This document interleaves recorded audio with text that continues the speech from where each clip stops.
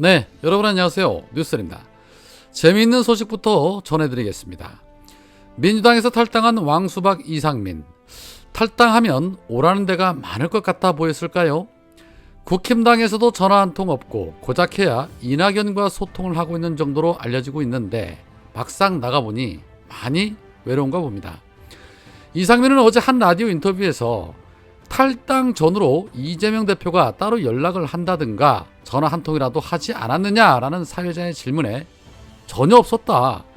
해봤자 소용없다는 생각이 있었을지 모르지만 정치는 그렇게 하는 거 아니다 라고 은근 서운함을 내비치면서 도대체 일당의 당 대표라는 분의 마음 씀씀이나 정치적 자세가 설사 자신이 원하는 결과대로 안 된다고 하더라도 최선을 다해서 노력하는 모습은 보여야 되지 않느냐. 그런 정치적 도량과 품격이 좀 있어야 한다. 아니, 윤석열 대통령한테는 야당 대표 왜 안 맞느냐고 항의하고 따지고 그러는데 본인은 그 잣대를 본인한테 한번 들이대 보시라. 본인이 얼마나 협량인가 드러나지 않겠느냐라고 입을 털었습니다. 그런데 비유가 매우 잘못됐죠. 윤석열은 국정 운영을 책임지고 있는 자이기 때문에 어쩔 수 없이 국가와 국민을 위해 영수회담도 제안하고 하는 것이지만 본인은 민주당에 아무런 영향가가 없는데 전화할 이유가 전혀 없는 거 아닙니까? 그리고 그러는 본인은 지지자들이 문자를 하거나 전화하면 잘 받아줍니까? 답장 해줍니까? 안 받죠? 왜 안 받습니까? 같은 이치라고 생각을 하면 이재명 대표가 왜 나한테 전화 한 통 안 하는지 아시게 될 겁니다.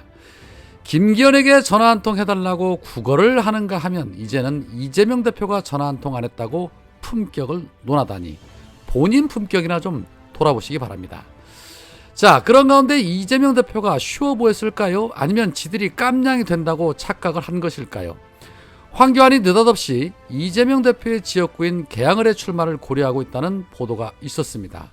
황교안은 여권에 불리한 험지에 출마한다는 대원칙을 정하고 신중하게 지역구를 검토하고 있는데 최근에 최측근들과의 회의에서 이재명 대표 지역구인 계양을에 출마를 해서 이재명 대표를 직접 잡겠다는 각오를 내비쳤다고 합니다.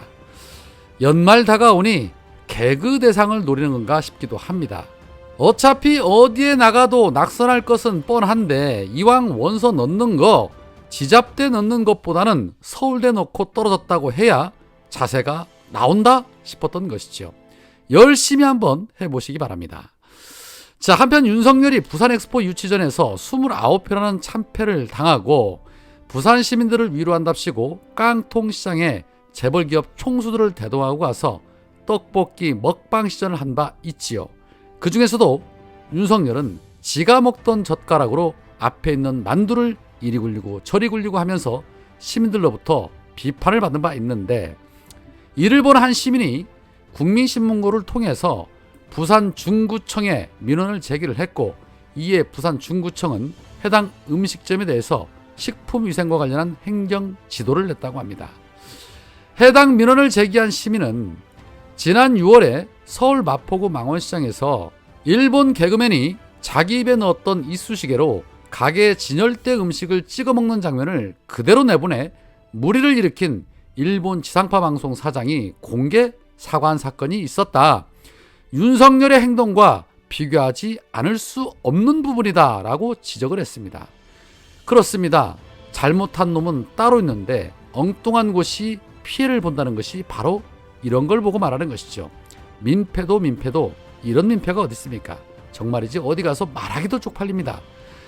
자, 한편 김건희 특검이 점점 다가오고 있는 가운데 어제 하태경이 시선집중과의 인터뷰에서 윤석열이 김건희 특검법을 거부해도 역풍은 그렇게 강하게 불지 않을 것이다 라는 황당한 주장을 했습니다.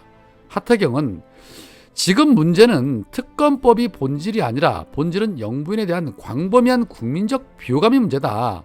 김건희에 대한 광범위한 국민적 비호감도가 있기 때문에 저는 대통령실에서 영부인에 대한 비호감도가 왜 강해졌는지 그리고 이걸 낮출 수 있는 근본적인 대책에 대한 고민이 필요하다. 영부인께서 대통령 선거 당시에 본인은 아내로서의 역할에만 충실히 하겠다. 이렇게 대국민 약속을 했다. 그런데 지금 약속을 안 지키고 있다. 이런 게 비호감도를 높이는 한 요인이라고 본다. 예를 들어 순방을 하면 윤석열과 같이 가야 되냐 안 가야 되냐, 그건 아내로서의 역할은 가야 된다. 글로벌 에티켓이다. 그래서 저는 국외 순방에는 아내로서 역할을 하되 국내에서는 공적 역할을 하지 않겠다. 이런 선언 정도는 필요하다고 본다. 김건희의 비호감도를 근본적으로 약화시킬 수 있으면 윤석열이 거부권을 행사해도 된다. 거부를 해도 아마 역풍은 그렇게 강하게 불지 않을 것이라 본다라고 입을 털었습니다. 변인지 된장인지도 구분을 못하고 사건 바꿔치기로 국면 전환을 꿈꾸는 하태경, 안 쪽팔립니까? 그러면서 이재명 대표, 조국 전 장관에게는 그렇게 입에 거품을 물었습니까? 어디 한번 거부권 행사해 보시기 바랍니다. 그 역풍이 클지 안 클지는 맞아보면 알게 되겠죠. 갑자기 어느 드라마의 대사 한 구절이 생각이 납니다. 이것들은 꼭 맞아봐야 육체의 교훈을 얻는다니까 라는 대사 말입니다. 특검법이 통과가 되고 특검이 이루어지게 되면 제 개인적으로는 특검팀장에 이문정 검사나 한동수 부장 같은 분이 좀 맡아줬으면 하는 바람이 있습니다. 어제 민주당 영입설이 흘러나온 인물 중에 이문정 검사, 박정훈 대령 그리고 류사명 총경의 이름이 거론이 됐지요. 이에 이문정 검사는 본인의 총선 불출마 의사를 밝히면서 페이스북에 이런 말을 합니다. 2012년도 12월 과거사 재심 사건 무죄구형 강행 직후부터 정치권과의 접촉 등 이런저런 헛소문에 시달리며 10년이 넘도록 제가 있어야 할 자리는 검찰이라고 밝혀왔고, 작년에 계속 가보겠습니다 책을 낸 이후 가진 독자와의 여러 모임에서 앞으로도 검찰에서 해야 할 일을 계속 하겠노라고 말해왔다. 하여 내년 총선을 앞두고 다시 제 이름이 여러 자리에서 거론되는 것에 그리 신경 쓰지 않았는데 어제 오늘 많은 기자들과 친구들에게 계속 연락이 와 부득이 제 입장을 다시 밝힌다. 총선 영입 희망 인재로 많은 분들이 저를 추천했다는 말을 기사로 접했다. 검찰총장 후보 추천에 이어서 개인적으로 무척 감사한 일이다. 저를 높이 평가해 주신 분들께 감사의 말씀을 전한다. 국회에서, 시민사회에서 검찰을 바꾸려는 전문가들은 많지만 검찰 안에서 검찰을 바꾸려는 내부자는 많지 않다. 제가 있어야 할 곳은 검찰이고 제가 있고 싶은 곳 역시도 검찰이다. 씩씩하게 가볼 각오도 단단하고 씩씩하게 가볼 기운도 여전하니 앞으로도 있어야 할 자리에서 해야 할 일을 하는데 전혀 지장이 없을 듯하다. 앞으로도 제가 있어야 할 검찰에서 씩씩하게 계속 가보겠습니다 라고 말했습니다. 이래서 많은 분들이 이문정 하는 겁니다. 이문정 검사는 반드시 다음 정권에서 크게 쓰이게 될 거라 봅니다.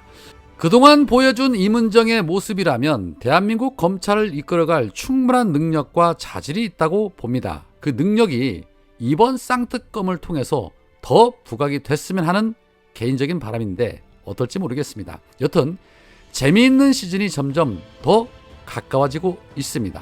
김건희가 골로 가느냐 아니면 윤석열이 골로 가느냐 매우 궁금해집니다. 오늘은 여기까지입니다. 고맙습니다.